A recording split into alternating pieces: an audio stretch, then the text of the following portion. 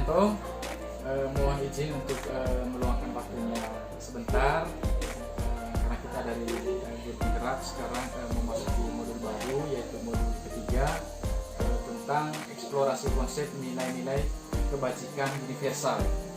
Nah, di sini pada tugas ke-13, di mana tugas ini adalah tugas wawancara. Saya harus mewawancara salah seorang guru untuk membicarakan tentang kasus. Di sini ada 4 kasus. Saya melihat kasusnya di sini. Kita masuk pada kasus yang keempat. Saya bacakan kasusnya ya, Kanto. Kasus keempat, di mana Pak Buniman merupakan guru matematika di SMP Kurnia. Nah, Pak Buniman dikenal sebagai guru yang rajin, ramah, penyabar, dan disukai banyak murid. Suatu hari saat Pak Buniman sedang mengajar di jam pelajaran pertama di kelas 8A, tiba-tiba datang orang tua salah satu murid kelas 8A, namanya Abdul, di depan pintu kelas 8. Bapak Anwar, ayah Abdul, mengacungkan parang sambil berteriak dan memanggil-manggil Abdul agar segera pulang untuk ikut panen ikan di tambak. Sontak Pak Buniman merasa kaget dan takut. Demikian juga dengan murid-murid yang lain. Abdul hanya bisa menangis ketakutan dan bersembunyi di pojok kelas sambil berteriak tidak mau pulang. Dalam situasi dan kondisi seperti itu, apakah yang akan dilakukan Pak Yanto bila Pak Yanto berada di posisi Pak Budiman? Kira-kira dalam kasus ini, jika Pak Yanto berada di posisi Pak Budiman, apa yang Pak Yanto lakukan? Baik, terima kasih kepada Pak Marito. Sebagai manusia biasa memang sama seperti tapi di sini saya sebagai orang tua mewakili anak berada di dalam kelas. Dalam posisi seperti ini, yang jelas yang paling utama adalah keselamatan anak. Keselamatan anak, saya duluan menenangkan anak supaya anak ini tidak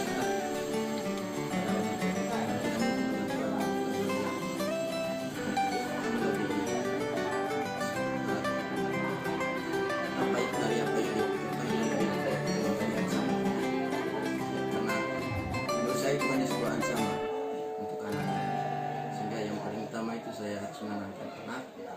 Setelah anak itu berada dalam posisi yang sedikit tenang, merasa bahwa apa yang dilakukan orang tua ini sudah bisa diselamatkan oleh saya sendiri sebagai ibu. Yang berikut saya tentu menghadapi orang tua. Saya mencoba untuk menangkap orang tua, dan kalau memang bapak ini terus mengancam dalam keluarnya, mungkin saya belum bisa bagaimana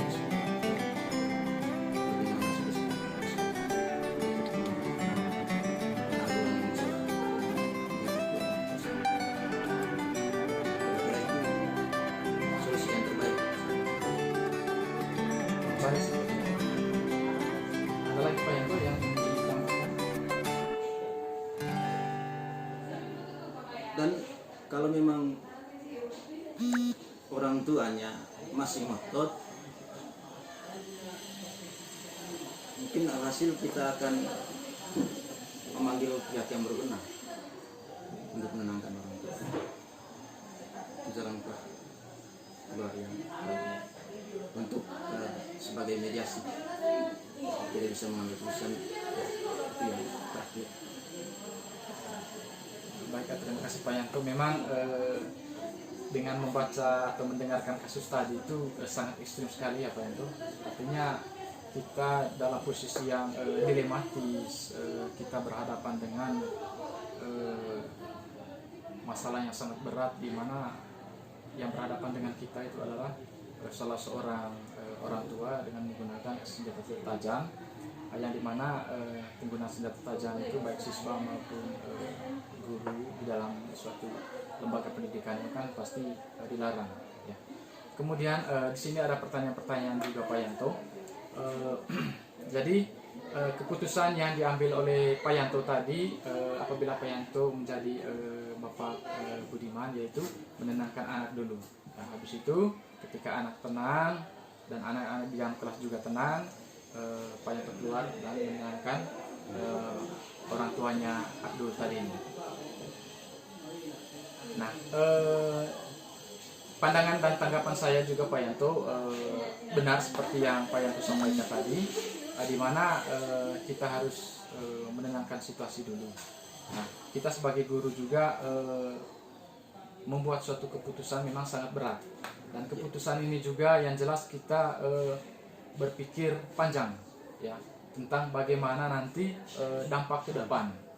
Nah, kalau dilihat dari prinsip berpikir, nah prinsip berpikir ini ada 3. Yang pertama, prinsip berpikir hasil akhir. Kemudian ada prinsip berpikir berbasis peraturan, kemudian prinsip berbasis rasa peduli. Nah, dalam kejadian pada kasus tadi, prinsip yang menjadi landasan dari Pak Yanto adalah prinsip berbasis peduli ya, berbasis peduli. Kenapa saya sampaikan prinsip berbasis peduli? Dengan melihat situasi tadi, Pak Yanto tergerak hatinya melihat situasi seperti tadi, di mana orang tua datang, dan mudah-mudahan tidak terjadi di sekolah kita ya Pak Yanto ya. Sejauh ini Pak Yanto mungkin pernah merasakan hal serupa? Saya belum pernah. Ya. Nah, ini merupakan cerita dari CGP Angkatan 1, tidak tahu tempatnya di mana. Nah, seperti yang saya sampaikan tadi, prinsip berpikir berbasis rasa peduli. Pak Yanto tidak mau terjadi hal yang tidak diinginkan, atau katakan orang tua Abdul ini datang dengan mengacungkan parang. Yang jelas semua anak-anak pasti takut ya, semua anak takut, dan Pak Yanto sendiri dengan sifat dan sikap yang dimiliki oleh Pak Yanto yang tenang, pasti Pak Yanto tahu apa yang harus akan dilakukan. Nah, dengan rasa peduli, Pak Yanto menenangkan seluruh anak dan juga Abdul ini agar tidak terpancing. Nah, karena jika mereka terpancing, maka mereka akan merasakan trauma yang sangat berat di dalam pikirannya mereka. Nah, dari yang dilakukan Pak Yanto tadi itu, habis itu keluar untuk menemui orang tuanya dan menenangkan orang tuanya, kemudian melaporkan kepada kepala sekolah, dan itu merupakan hal yang sangat benar. Nah, jika kita menggunakan prinsip berbasis peraturan, maka yang jelas Pak Yanto langsung berkoordinasi dengan kepala sekolah, dan yang jelas kepala sekolah menelpon pihak kepolisian untuk menenangkan orang tua ini. Kemudian ketika kita menggunakan prinsip berpikir hasil akhir, di sini yang jelas ya kita tahu pasti hasil akhirnya ketika situasi tidak dilakukan, tidak kita buat situasi yang menenangkan, atau kita tidak menenangkan orang tua atau anak-anak, maka yang jelas akan terjadi hal yang kita tidak inginkan. Nah, kemudian itu merupakan perbedaan dari pengambilan keputusan tadi dari Pak Yanto, dan juga ada beberapa tambahan juga dari saya. Kemudian pandangan-pandangan, bagaimana pandangan Anda bila mana mendapat Anda dan rekan kerja Anda berbeda? Apakah Anda berbeda prinsip dalam pengambilan keputusan? Nah, dengan pengambilan keputusan yang dilakukan oleh Pak Yanto tadi, saya berpikir kita sama. Jadi kalau dari segi aturan, yang jelas saya harus berkoordinasi dengan pengaman sekolah, mungkin pengaman sekolah, kemudian kepala sekolah, kemudian memanggil pihak kepolisian, yaitu kalau dari segi peraturan, kemudian melakukan mediasi juga, mediasi yang dimana orang tua ini jangan sampai dia melakukan hal yang sama ya. Karena dengan dia ke sekolah, di saat jam sekolah, kemudian di mana anaknya ini memiliki keinginan untuk terus sekolah dibandingkan membantu orang tuanya, yang jelas anak ini juga dilema. Yang jelas anak ini di rumah memiliki tekanan, ya tekanan perasaan, di mana orang tua ini kalau lihat dari cerita tadi itu sangat keras sekali dalam mendidik anak. Kemudian yang jelas dengan melakukan mediasi dengan pihak kepolisian, dengan harapan bahwa orang tua ini nanti tidak begitu lagi ke depannya, baik itu di sekolah maupun di rumah. Nah begitu juga dengan anaknya ini.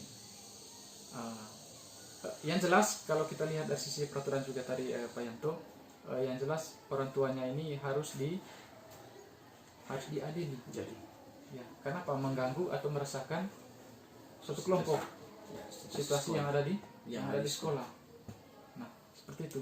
Nah, kalau kita berbicara tentang mengadili seseorang, yang jelas kita juga memiliki rasa peduli, care, dan hati nurani kita sebagai orang Manggarai, apa itu? Kita selalu mengedepankan lontoleo, kemudian musyawarah, sehingga dalam istilah Manggarai apa ya Pak itu ya? Semacam hambur ya Pak itu atau? ya hambur. Nah, semacam hambur. Jadi mendamaikan Jadi antara untuk ke hambur. orang tua, kemudian anak, dan juga pihak sekolah. Nah, mengapa Anda berpikir seperti itu? Faktor-faktor apa yang menentukan pendapat Anda? Nah, bagi saya sendiri tadi, yang jelas saya berpendapat dengan apa yang disampaikan oleh Pak Yanto dan beberapa penjelasan tambahan juga, yang dimana di saat seperti itu kita harus mengambil keputusan secara cepat karena dalam situasi yang sangat genting, ya. Kita terlambat sedikit mengambil suatu keputusan, maka yang jelas akan muncul sesuatu hal yang kita tidak inginkan.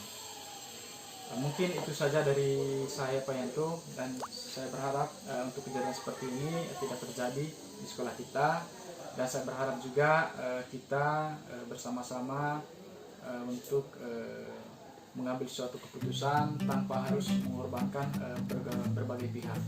Dan yang jelas tentunya kita selalu berprinsip pada prinsip berpikir. Baik Pak Yanto, terima kasih atas waktunya. Selamat berjuang.